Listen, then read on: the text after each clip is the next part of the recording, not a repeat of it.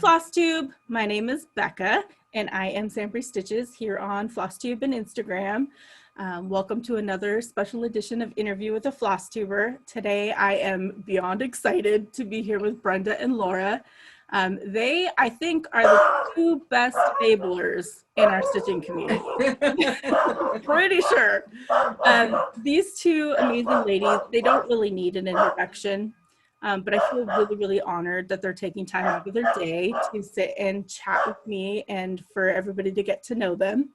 Since I've become sampler obsessed, I've gone back and binge watched their entire channel, and my list of must-haves has gotten like way, way longer. So thank you both for that. I'm sure that's been for a lot of people.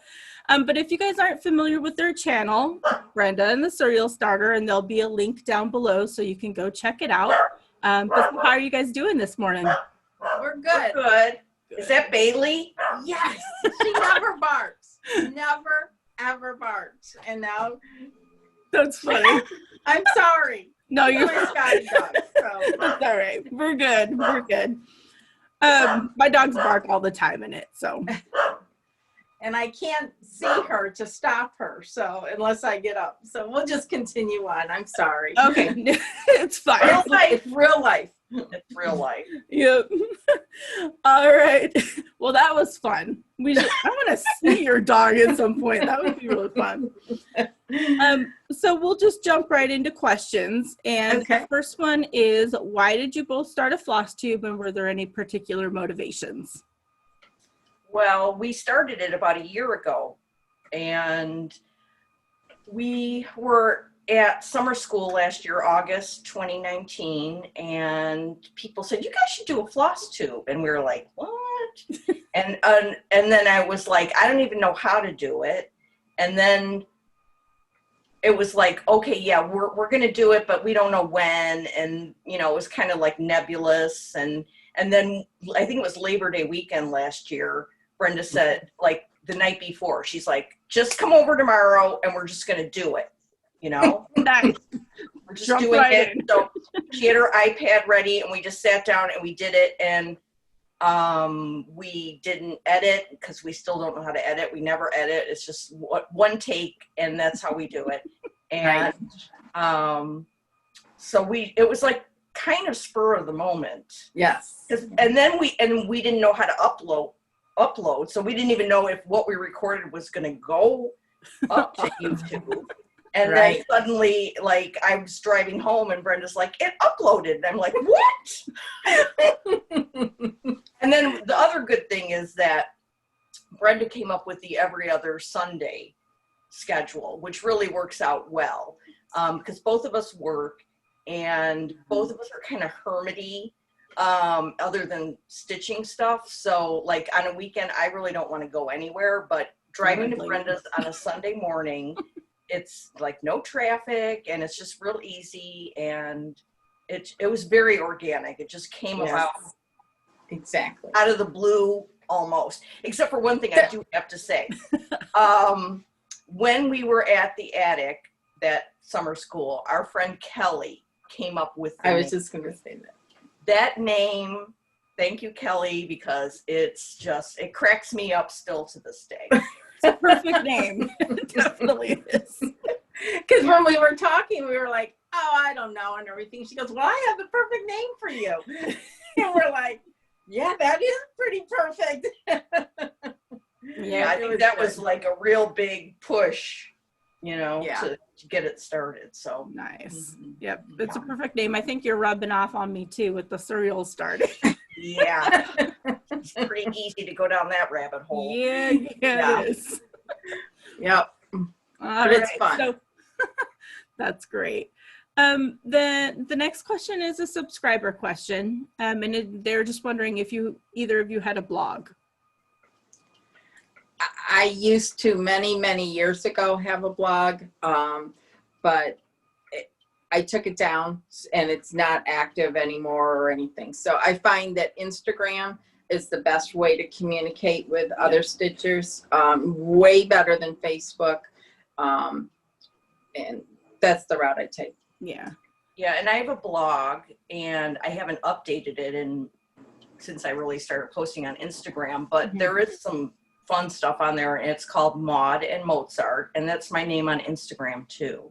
Okay. And a funny thing about Brenda's blog is that when she had it, and blogs were big, so I mean, you know, every time there was a new blog post from somebody you followed, you would go look. So I went and looked at Brenda's and was reading through, and she had pictures of her stitching room. And then I somehow surmised that she was in a town near me in Illinois, and I was like, what? And then I commenced to stalk her. And then, you know, convinced her to come down to Inspired Needle for a stitch night or a stitch day or something. It was a Stitch Sunday. It was a Stitch Sunday, yeah. So I glommed onto her, and, you know, the rest is history. Yep. That is awesome. Turned into an amazing friendship just from a little bit of stalking. All it takes is a little bit of friendly stalking, and you're in. Yes, That's exactly. That happened with me. Somebody just decided to go back and watch all of my Flosstube videos and kept leaving comments. And then we started talking, and now even though we're in different states, we're pretty close friends. So Isn't that fun? stalking isn't always bad. No, Yeah, no. not cross stitch. Yeah. So how did you both learn to stitch, and how long have you been stitching? I think I taught myself, but what I remember was that because I'm spatially challenged, as we all know, I thought one X went there, then you left a space, and then you put another X. I mean, and I looked at my first project, I'm like, this doesn't make any sense. Anyway, I finally figured it out. And I think I started stitching because I wanted to make my grandma something. And that's how I started. Brenda? I started in 1984. I was pregnant with my oldest daughter, and I bought a dimensions kit, a burst sampler, and it came with everything, Ada and the thread, and I was self-taught. And from then I did a lot of kits, dimensions kits and so on and so forth. And then I went from there, obsessed for 36 years. And it has, the love of stitching has not changed from 1984 until today. That's I'm amazing. still obsessed with it. So That's amazing. You must have, I mean, I'm sure that you have an amazing collection for that many years of stitching. I do have a lot of stuff. There's no question about it, but my tastes have changed. Yep. And I have gotten rid of a lot of charts that would never have stitched, and I needed the space. So I've gotten rid of a lot of stuff because your tastes evolve. You know, I have a lot of framing that's not up anymore because things change. Your tastes change. Yeah. I didn't stitch samplers because that wasn't the thing in 1984, at least not in my world where I was shopping and so on and so forth. So. Yeah, I can definitely speak from experience on taste changing, because I never thought that I would be stitching samplers, and then all of a sudden, I don't know what happened. Now I am. So tastes do definitely change. That was just a little bit quicker than what I had expected, but yeah, it's a good thing. Yeah. Oh yeah, it definitely is a good thing. But so this is kind of a fun question I always love to ask, and it's what is your favorite project that you've stitched? Okay. Brenda? Let's see, I'll answer that because mine is easy peasy. Mine is the Rachel Howells by the Scarlet House. It's a reproduction sampler, and it's my very favorite sampler. Something that's a lot older, and I stitched it twice, was by the Drawn Thread, and it's called Takata 1, and I loved doing that. But it's a whole different, you know, it's not a reproduction sampler, it's a whole different piece. You could go out there and Google it and there was staccato 1, 2, 3, and 4. I did 1 and 2. I did 1 and 2. Mm-hmm. So Wow. I'll try and How about see you, if I Laura? can get some pictures. Would be Rachel Howells if I had finished it yet. But, you know. I pulled this out because I love this. It's by Lottie Da, and it's called Peace to All Who Enter. And I just think it's beautiful. That is beautiful. Yeah. It is beautiful, Laura. Wow. And it's a great sentiment. It is. Yep. Yeah. So I love this one. Yeah. So that's my answer. Very pretty. All right. We're going to kind of get out of stitching a little bit and get to know you a little bit more. The next one is, what is your favorite genre of book or movie? Oh, I don't watch that many movies or anything. My favorite book series is by a woman named Jan Karen. She wrote the Mitford series. I read that series at least 3 times. I love it. I would love to live there and be in that small little North Carolina town. I could plop myself right down there and be content. So nice. And for movies, I don't watch very many. So yeah, I'm not a movie person. I don't watch enough to say, oh, that's my favorite movie or crazy. I'm a sports girl. You'd get along with my husband. He's a sports guy. My favorite genre of movies would be documentaries, and my favorite genre of books would be memoirs. Some of my favorites are Tender at the Bone by Ruth Reichel and All Over But the Shoutin' by Rick Braggs. Those are like really good books that I would highly recommend. And one of my favorite documentaries is called Best Boy. And I should have looked before to see if you could find it anywhere, but it was about this developmentally disabled adult male, so very clinical, and his life, and it touched my heart so much. So, yeah, that's just my short answer to that one. Laura's loves to read. Vicarious, is that the word? Voracious reader, yes. Yeah. So how do you balance that since you love to read so much? Well, I was just going to add, yeah, it's difficult. To Brenda's statement there, my reading has fallen off over the last several years because all I want to do is stitch. Yep. So whereas in years past I would have read 80 or 90 books in a year, it's way down now. But I hope to find a balance somehow. I don't really know how, because I just want to stitch all the time. I used to come home from work and read. Now I come home from work and I stitch, and I just keep going. And luckily my husband, Mike Duet, likes to cook, and he makes dinner. So I just sit there and I go, can I help? You know, can I help? Yeah. That's and me. he My lets husband. me stitch. Yep. So nice. Yep, my husband does the cooking, so I'll sit down here and I'll be stitching, and most of the time he'll just bring dinner down to me since we all kind of do it. I'm like, love it. But yeah, finding a balance with different crafts and stuff, I find that difficult for me too, because all I want to do is stitch. So yes, that makes it hard. Need more time in the day is what I think. Yeah, need more time. Definitely. Yes. So the next question is, what fictional place would you most like to go to? Oh, well, I answered that by the Mitford series. That would be, I'd love to live there. Small town. Small towns, yeah. That would be fun to live in. I thought of a very fictional place. Santa's workshop at the North Pole. Wow.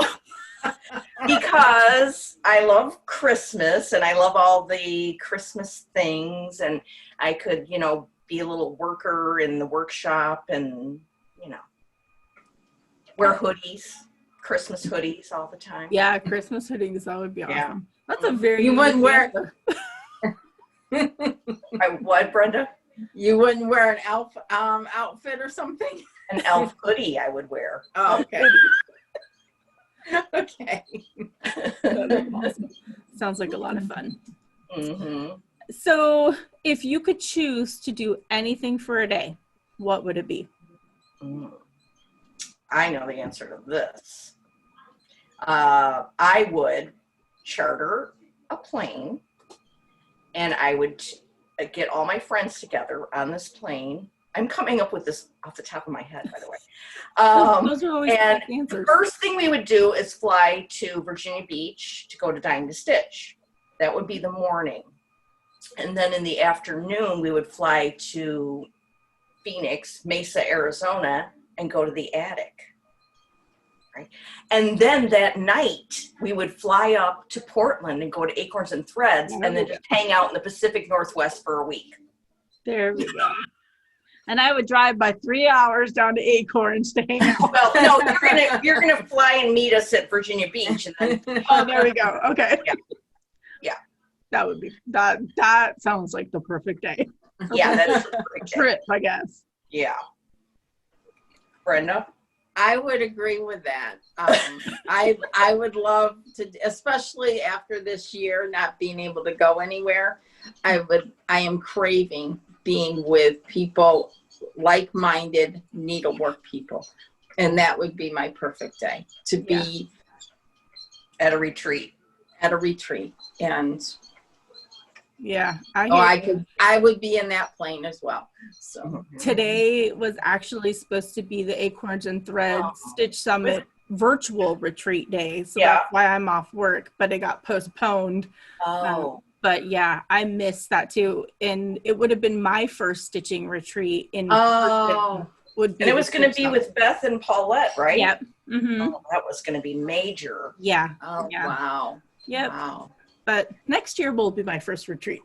Yeah. Okay. We're still going to do the virtual, but I know it's not the same experience, but. Right. But it's good. It's fun. Yeah. Yeah. You know, not as exciting. Yeah. No.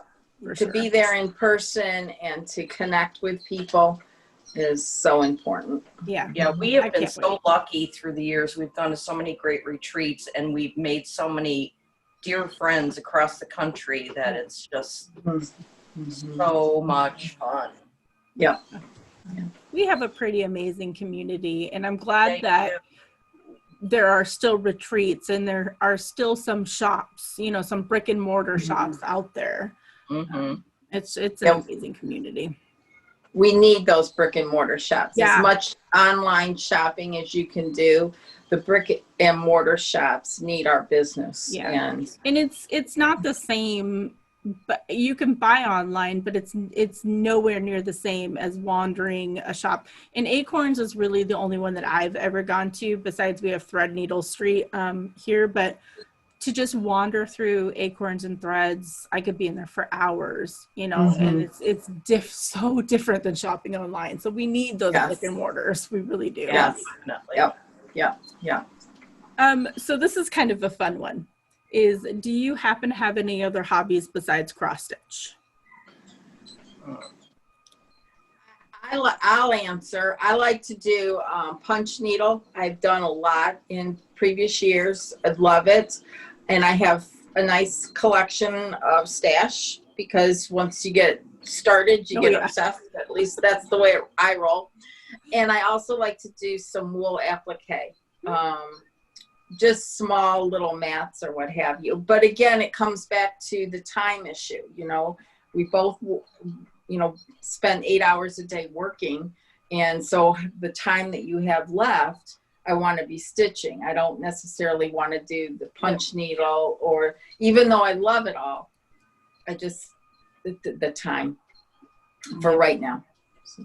I do agree. I started stitching, and then I stopped for a little while. And in that time that I wasn't stitching, I was doing stamping and making cards and doing, altered vintage kind of artsy things. But I haven't done it in a long time, and all I want to do is stitch. And I still have all that stuff, and I love it. It's just that the time thing. It's like I could be stitching or something else, and I always pick stitching. Yeah. I do too. I've gone through different phases because I used to years ago work at Michael's craft store, which is dangerous. Yeah. And, I did Yeah. I did the jewelry making, scrapbooking, all that stuff, but you always go back to cross stitch, and there's just not enough time. That's going to be like the theme of this interview, is just not enough time. That's true. That is very true. So I tossed in a little bonus question for you. And this one is a subscriber question, and they were just looking for a little bit of advice for someone who's interested in starting to collect samplers. I think that you're talking about antique samplers, not just the ones like the Rescue Your Stitches at a Goodwill or something. I'm thinking that they were leaning more towards the antique, like what to look for and that kind of stuff. I think you just have to be really careful and buy from a reputable dealer. I have bought some of my samplers online from a reputable recommended dealer. And so when I see her shop, I know that this stuff is real. It's not like a photograph or a print or something like that. And then I've also bought from a private person, and so I've seen them up close. And I think you just have to go with your gut. If it's online, you can't always tell if it's a print or real. It's kind of hard. So you look for the, is the dealer a reputable dealer, and then go with your gut. If it's a beautiful sampler and it's $100 and it's a buy it now, forget it. It's too good to be true. You have to go with that gut instinct. So didn't our friend Pat Ryan tell us that one thing you should look for in a dealer online is if they stand behind their product, or if they'll take returns or something like that? Or am I making that up? No, a lot of places though online don't take returns, period. Even though they're reputable, they just don't take returns. All right. Sorry. So I think you just need to ask the question. If they are hesitant to answer your questions, about the piece or something like that, that's a clue that it's a red flag going off. Don't. Yeah. And when you're collecting antique samplers, they're going to be expensive. I mean, there's just no ifs, ands, or buts about it. I mean, they're not, some of them can be thousands of dollars. We're not talking about those kinds of samplers. That's not my. We don't have those kinds of samplers, but you're not going to find a great sampler for $100. Okay. It's going to be more than that. So I don't have any real antique samplers. So I just stitch them. So I say, like, if you can get them, great. If you can't, stitch them and be happy with that. Yes. Yeah. And they'll be antiques years from now. That's right. Yes, exactly. Exactly. This is an off the cuff question. Speaking of antiques, there is a discussion in some of the Flosstube channels, and I'm just curious, when you are stitching a sampler, a reproduction sampler, and it has the person's the child's name. I'm not a huge knowledgeable person, but it has their name on it. As a reproduction sampler, do you believe that you should reproduce it and put their name on it? Because from the discussions that I've seen, and I don't know if you've seen them in different channels, is yes, I know. Years from now, all of us that are stitching these reproduction samplers, to us, there's going to be hundreds to thousands of, like I'm stitching Jane Hardy right now. So there's going to be tons and tons of Jane Hardys years from now. So how are they they're all going to be the reproductions, but it's not going to be of that original stitcher. So what are your thoughts on it? I'm just curious, I think you do stitch like the person's name and yours, right? Yes, I stitch the person's name. I don't change it. If it's a reproduction, I never put my name in there. I know that you should put a label on the back of the framing that says that this is a reproduction sampler by the designer, stitched your name in the year 2020 or what have you. I know that Ellen Chester, when she gets done with stitching a reproduction, she puts in the fabric margin that will be under the frame her name, the date, and the year and where she lives, all stitched in the bottom over one. That's a lot of work, but Yeah. she is a true purist and wants that documented, that it's really not, she's not Jane Hardy. This was stitched by her in 2020. Okay. I didn't even think about that. Yeah. I've never done it, and I'm not good about documenting my samplers on the back with labels or anything. I should, because I think, oh, my kids will know one day. Well, of course they're not going to. They could be at Goodwill for all I know. Oh, I hope not. Woo. But my thought is, don't put on a reproduction sampler, stitch it the way it is. If it's just a sampler, 2020 designed piece, then put your own name in it or your initials or what have you. But like a hat sampler or a Scarlet House sampler or something, I would never put my name on it. I didn't even think about that because, again, I'm just getting new into samplers, but those labels that people are selling like in their shops is perfect to put on the back of it. Yeah. So absolutely. Liz Matthews and Kathy Barrick have a nice selection of them. I think Beth Twist has some. Yeah. I'll be placing an order. Thank you again for enabling. I didn't even think about that though, but the reason that I got into samplers, and I stitch more of the current ones, I think Jane Hardy is the only reproduction one that I'm stitching. One, because I stitch on Ada and I can't do a bunch of specialty stitches. But two, I wanted heirlooms. I wanted something that like my girls would keep in their homes and stuff like that. And I totally forgot about those little papers that you can put on the back of things. So yeah, that's good advice. Definitely good advice. So the next question is a fun one. Is how would your friends describe you?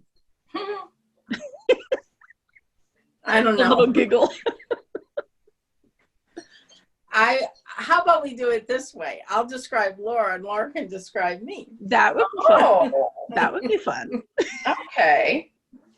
Laura is very generous and thoughtful and inclusive of her friends, always wanting to make sure everyone is happy and taken care of and including everybody so that there's not somebody off to the side, but getting everybody involved and generous and thoughtful. Okay, I can't speak now because I'm going to cry. Just telling the truth. Thanks. Brenda is kind, smart, loving, always willing to help, always willing to share her stash when you need something. Or give advice. Or give advice, or help you start a project. Yeah. And just a genuine, lovely person who it's so much fun to hang out with and spend time with, and it's just so comfortable to be with her. It's like there's no pressure, there's no stress, it's calm, and it's very comforting just to hang out with Brenda. Likewise. I think likewise. That's why Laura and I, when we go to retreats, we room together, and it's just that's away from the fray. I think it was by chance kind of that we roomed together the first time because I don't know what it was, but it was like we were either trying to save money or because you used to have your own room, but then I sort of said, okay, and then it was like not a trial, but let's see if this works. And it just did, because we were both like, we know we both need that time at the end of the day to hermit, like get in your bed and just like look at your phone for a while and no chit chat, just kind of quiet it down. And we can get along with each other's rhythms, basically. And it was our first trip. It was our trip by ourselves when we went to summer school. And we were trying to save on money because you need all the stash at the attic. And we tried it and it worked. And one last thing, we are very calm at the end of the day. But during the day, when we're at the attic, we're very excitable and nuts and running around and getting hyped up. So, Yeah, I would be too. Chaotic. Yes. You can tell your friendship really comes through in your videos, because even though you're recording for like all of us, it's like you're sitting there just talking with each other, you know, like you was like, I need a consultation, you know, that kind of thing. Like it's, you can clearly see that the friendship just comes through in your videos. You know, like most of us will just sit and talk to the camera and this and this and this, but you guys chat with each other, and there's just a great chemistry. I think it's hard. It would be harder to do a Flosstube solo like you do. I agree. It was awkward for the longest time. It really was, because it's like, okay, I'm a weirdo. I'm talking to myself, you know. So I'm like, for the longest time, I didn't do it when like my kids or my husband was home, you know. And then I started doing it outside when they were home. But yeah, it's not as bad. It's just you guys can just play off each other, you know. Yeah, it's a lot easier. That kind of thing. But yeah, you definitely have an amazing friendship. All from just a little bit of stocking from a blog. That's so cool. That's right. That's how it starts. All good. So we're going to get back into stitching a little bit. And the next question is, how do you prefer to stitch? Do you use like a hoop, a Q-snap, and hand, a light, that kind of stuff? Okay, well, I use a Q-snap, which is ugly, but it works for me. And I also have to have my reading glasses, my lighted magnifier, and another light over that. So it looks like I'm doing surgery or something with all the stuff. But I got to have all that. And when I go to a retreat, I have to have my reading glasses and like a table lamp that has a magnifier. If I don't have magnification, I cannot see to stitch at all. So that's how I do it. You stitch on the higher counts though too, so that makes sense that you know, need the magnification and lighting. So. And Brenda?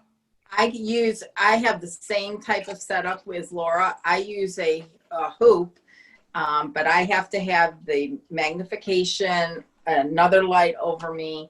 No question about it. And the reason go ahead.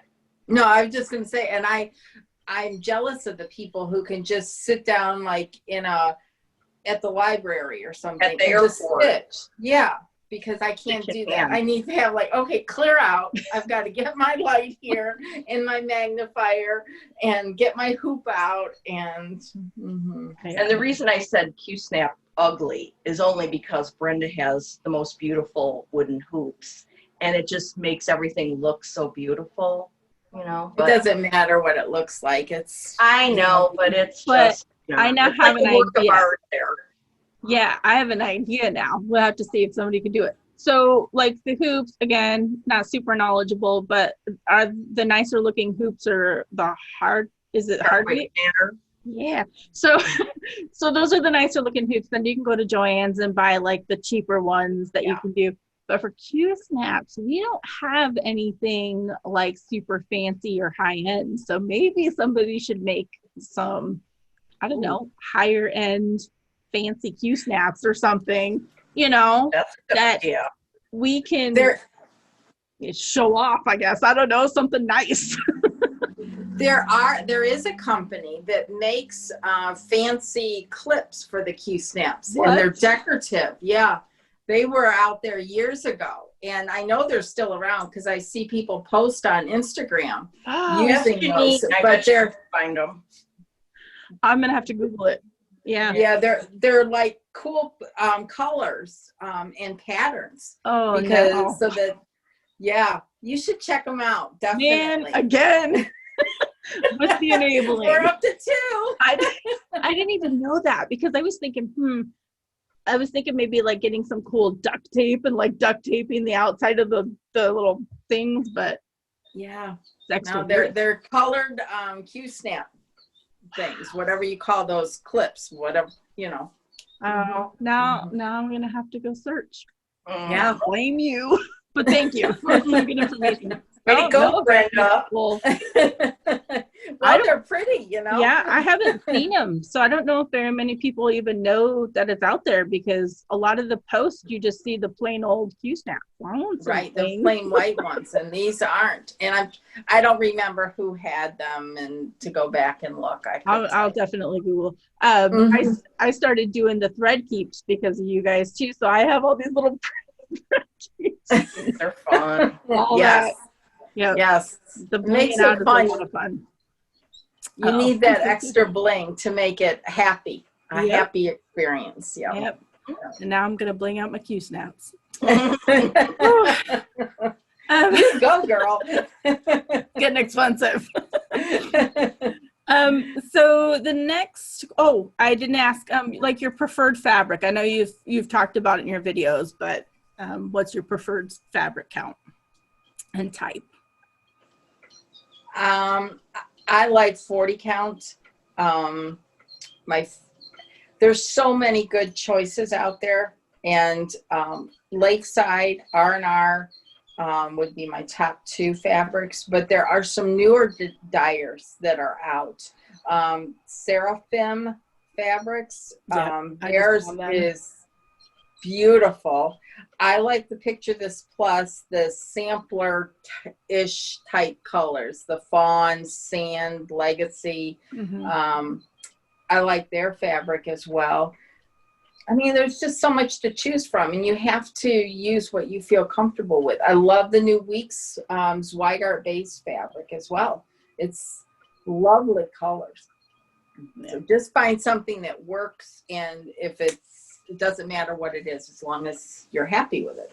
It doesn't have to be linen. It doesn't have to be even weave. It can be Aida. It can be 56 count. It can be 16 count. Who cares?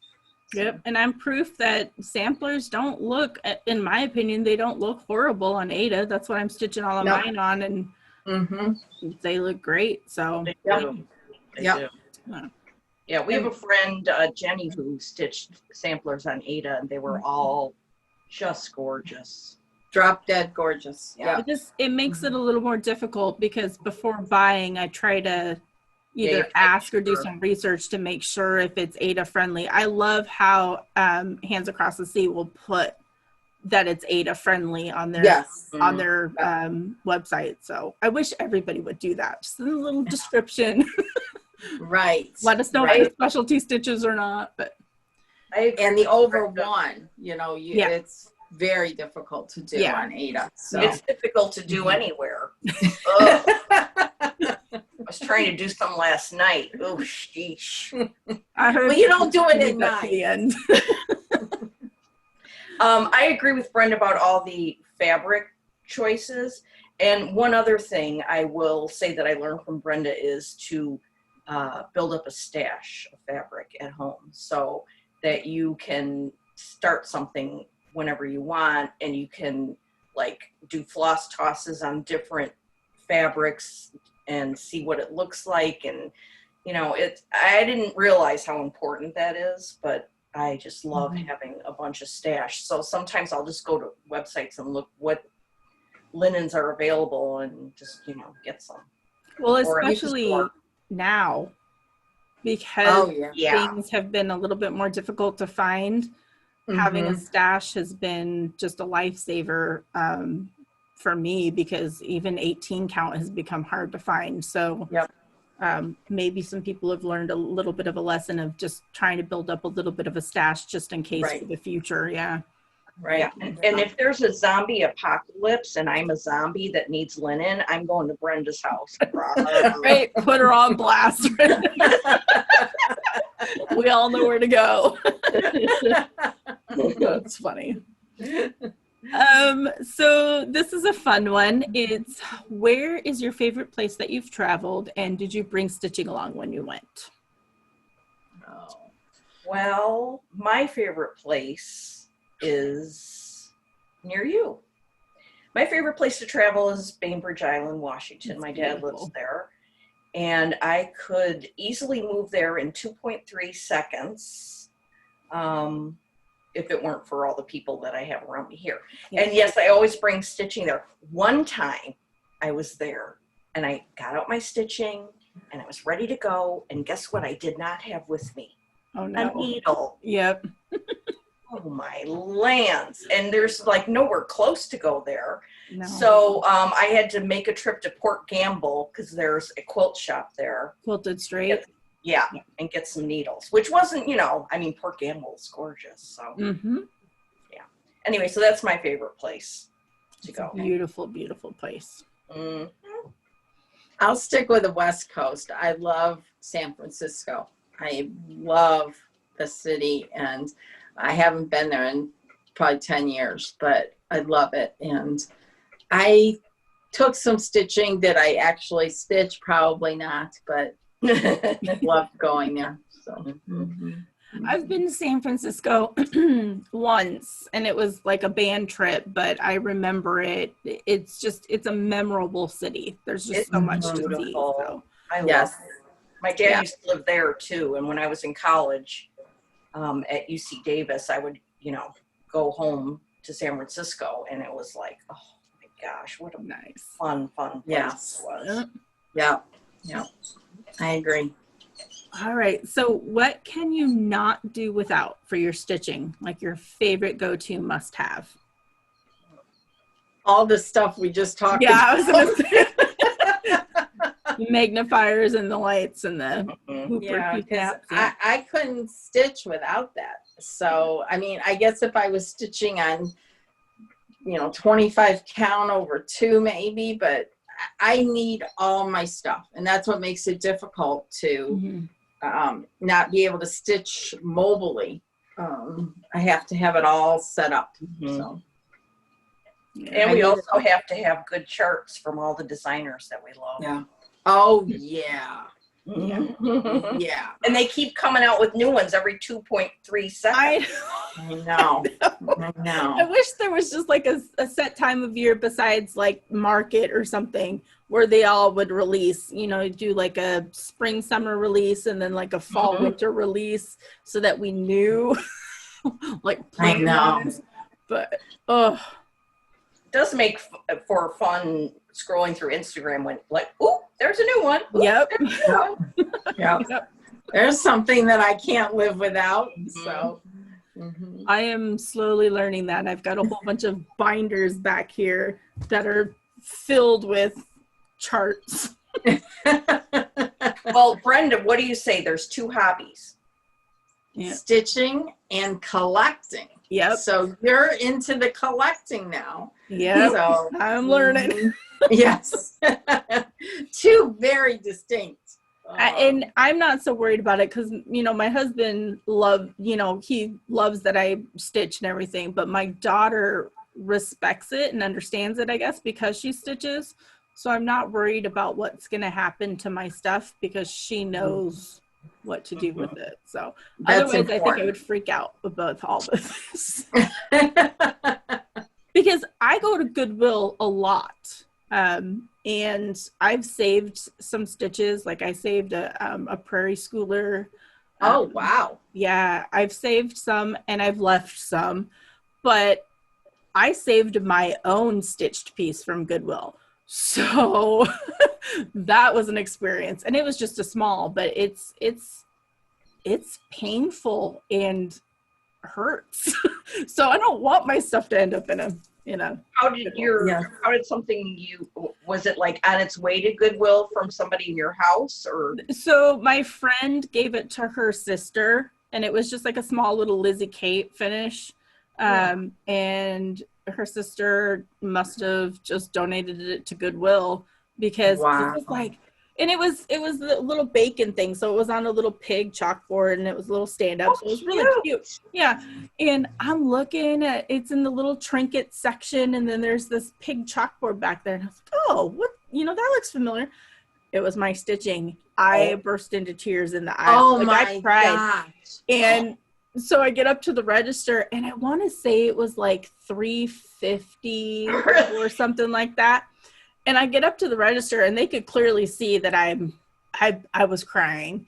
And they asked me about it, and I was like, yeah, this is actually, you know, a piece that I stitched and I made, and she wanted to give it to me, and I was like, no, I'll buy back my piece. Oh my gosh, how hurtful. Oh, Yeah, wow. it was pretty rough. It was a very humbling experience too, because it made me think a little bit more about who I want to give my stuff to. Oh, So, yeah. Absolutely. yeah. But Mhm. yeah, just all of this. I don't know. We got off on a tangent there. I think it's All right. but yeah. I think you have to give it to someone who's stitch worthy, right? Yeah. Yes. Yeah. Which is usually a fellow stitcher is Yes. Yep. really appreciates that Or stuff. yeah, or you know, your family, as long as Right. you know that they're gonna appreciate it. Right. Luckily, my Right. sister stitches too, so That's good. that helps. Yeah. Good. But oh, this is a fun one. I'm curious to know what Laura's answer is on this one. But Oh, how do you decide on what you're gonna work on next? Oh. Yeah, I knew Brenda was gonna laugh. Well, some days I'll be at work and I'll be like, you know, I'm working, but I also have Instagram up. So every now and then I'll look through Instagram and I'll see something and I'll be like, oh, I have that at home. That's calling to me. And I'll, you know, work on that. Nice. I don't know. It's very, you know, the wind could blow a certain way and there we go. Yeah, it's just kind of whatever calls. Like somebody will be working on something by the Scarlet House and I'm like, oh, let's think about Scarlet House projects we've got going, and you know, or then I'll go upstairs to my stitch room and just look through stuff. And it's very crazy. I mean, there's no rhyme or reason, I don't think. Yeah. What about you, Brenda? I think you have to stitch what's calling to you. And life is short. And if I finished something this week and then I started something else and then I started something else and it wasn't working. So I pulled out a third one. You need to find your rhythm with something, and it might not always be the piece that in your mind, I'm going to go home, I'm going to stitch this next, you know. It might not be working when you go to stitch it. And if you're spending time on it, it has to bring you joy. And if it doesn't, forget it. Move on. It doesn't mean that I almost took the scissors to one of my projects yesterday. I didn't, but I almost did. I just put it away. And maybe in a month from now, I'll think, okay, I'm going to pull it back out. But right now, today, that wasn't calling to me. So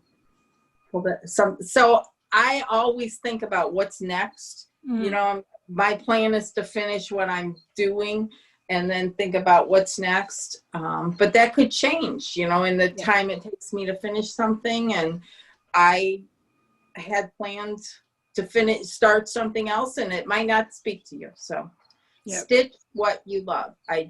People waste time stitching things that they aren't happy with. They just want to get it done. Well, that's crazy. So. Yeah, it's a lot of work just to kind of rush through and force yourself to stitch something that you are either going to look at or put away, you know, if you're not. Right. Yeah. Right. I'm struggling on mine because with having a channel, like I want to focus on one or two of my samplers, especially my Huckleberry Farm. I really love that one. Love that one, yeah. But then I struggle with having a channel, and if I focus on one, I'm not going to have much to show, kind of thing. And so that's where the balance and the difficulty comes in for me. Whereas I think for you guys, if you focus on one piece or whatever, but you have all of this other content that you can show, like all your charts that you guys talk about, or you go back and forth. But I really want to focus on like one or two. Just makes it really hard. But yeah. Maybe you could try that for a week or two and see how it goes with your channel. With the channel, yeah. I mean, I'm sure people would be supportive of it. Yeah. Right. Because we don't want you to go crazy. I don't. No. No. But then again, I want to stitch on all of the samplers that I have going, so Yes. it makes it difficult. Yes. But yeah, Yes. That's another thing, watching different floss tubes. You just see so many, like we'll watch Carol Saltbox Stitcher or Nicole, and then I'm off to the races. I mean, Right. just, Right. yep. I also binge watched her channel as well. So yeah, very dangerous. Very dangerous. Yes. Yes. Yes. So we are down to the last question, and this is my most favorite question. And it is, what's the best thing that has happened to you so far this year? And I know it's challenging because this year has been very difficult, but there's got to be something that's been the best thing. I'll go. okay. I think that for me, Oh yeah, I was hoping the cuckoo clock would go. Just in time. Just in time. That's awesome. honestly, is doing our YouTube videos every week there when this pandemic started and Laura and I couldn't be together. We decided we would do them remotely and we would do them every week. And it was good for us because it gave us an hour or something of just focusing between the two of us really on stitching. And the comments and the messages that we would get from people around the world as to how comforting that was to see us every week in a normal environment.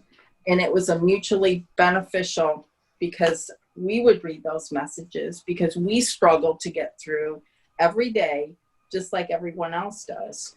And just connecting with so many people and the friendships that have been formed out of the last 7 months are some lifetime friendships. And that to me is the best thing that's happened, are the connection that we have made with so many stitchers when we're just talking about our stitching together. That's amazing. Anyhow, Wow. That is perfect. I don't even know what to say. Yeah. I echo yes, that. you do. I echo that sentiment. I agree with it completely. And I have two things to say, actually. One is the comments that we get on our videos are so amazing, nice, wonderful, heartwarming. I just want to hug everybody. They're just the best. I mean, it's just amazing. So that's one thing. And the other good thing that happened to me this year, even though it's been a little chaotic, is getting 2 kittens. Yep. And they're still crazy, but we're getting through it. So kittens and commenters, those are the 2 good things. Yep. Not only are you helping other people out, but it was also helping yourself, because I was in the same boat. I did dailies for I think a good month or so during the hard time because I was struggling. And if I was struggling, I knew many, many other people were. And reading the comments about how, one person was all by themselves because their family couldn't come help them. And, we would keep them company as Flosstubers. It's such an amazing community. Yeah, we're so lucky that we have this technology. I mean, when we were all in high school in 8th grade, did we ever think something like this would ever happen? Right. Well, not even that, because if it weren't for, having to go into quarantine and being in lockdown, I wouldn't even have really thought about Zoom. And like, I host now bi-weekly Zoom meetups. It was weekly. And I've met and became friends with people from all over the world. And I would never have thought even now to start up a virtual Zoom meetup. Right. True. So it's just, this year has been very difficult and a dumpster fire for everybody. But there's so many good things that have happened too. And that's why I like to ask this question at the end, is because, it just leaves it as, having people think about what good came from this year. Yeah. You have to look at the positive side. Yeah. Yep. even though there are days that I think I just can't get through this day without having a meltdown, there are positive things. And go back and, as Laura said, read our comments, and the connection with people and stitching and watching other people's floss too, because that's your away from it all. You know what I mean? Shut out all the noise and just focus on stitching is so important for everyone. Oh yeah, definitely. Most definitely. I say it all the time, but our community is amazing, from Flosstubers really to is. viewers to just Yep. to people on Instagram. It's Yep. an amazing community, and it just makes you feel less alone. It really does. Yep. For sure. Yep. It really Yep. does. Yeah. Yeah. And we'll get through this and we'll be on a plane to come pick you up. Let's hope so. Next year, I hope that we have more freedom and more retreats, and I miss even my local stitchy get-togethers. We can't do that, and it's just crazy. I remember last year and even the year before, Brenda and I were like, we might be going to too many retreats. I mean, not because of, but with time and money, really. And now we're like, oh, we are going to all the retreats. Yep. Exactly. This year really made you rethink that. Yep. Yes. Our last retreat was at the attic last November. And who would have thought 4 months later we'd be where we were? But I thank God that we went to all of those last year. All of them. Yeah. One time last year we had a retreat in Virginia Beach one weekend, and the next weekend in Minnesota, and we were like complaining like nutballs, like, oh my God, why did we do this? Whoa, that's just crazy. And now you're like, oh my gosh, I'm so glad I did that. Yes, I would give anything to have a retreat 4 weekends in a row. Well, then here's a PSA for everybody who is doubting or thinking that you're going to too many retreats or signing up for too many events. Rethink that and sign up for all of them. Yes. So and if you've PSA never for been to everybody. a retreat, you have to go to a retreat. Yes. Even if you go by yourself, you're going to meet so many people, and you're just going to, it's just so good. It's the best. Definitely worth it. Yep. Yes. Absolutely. Just go. Well, that is great advice. So hopefully more people take it for next year, because I think we definitely need some stitchy community. Yeah. For sure, in person. Yes. So. Yes. Absolutely. So that is the end of the interview. We've gone through all the questions. I want to thank you both so much. I know that we've been trying to do this for a little while and scheduling hasn't worked out. So I'm so glad that the timing all worked out. Thank you very much for asking. Thank you, Becca. What a wonderful thing you've done with all these interviews. They're so much fun to watch, and thank you. Oh, I'm glad. I'm just so glad that everybody has enjoyed it. It was a fun little thing to start to keep people company, and it just turned into I get to talk to you guys. That's the cool part. I mean, everybody gets to learn more about you, but I get to talk to people that I admire and I've stalked. So it's a lot of fun. Yeah, it always works out. All right. Well, thank you both so much. And we're going to say bye to everybody on Flosstube. Bye, everybody. Bye.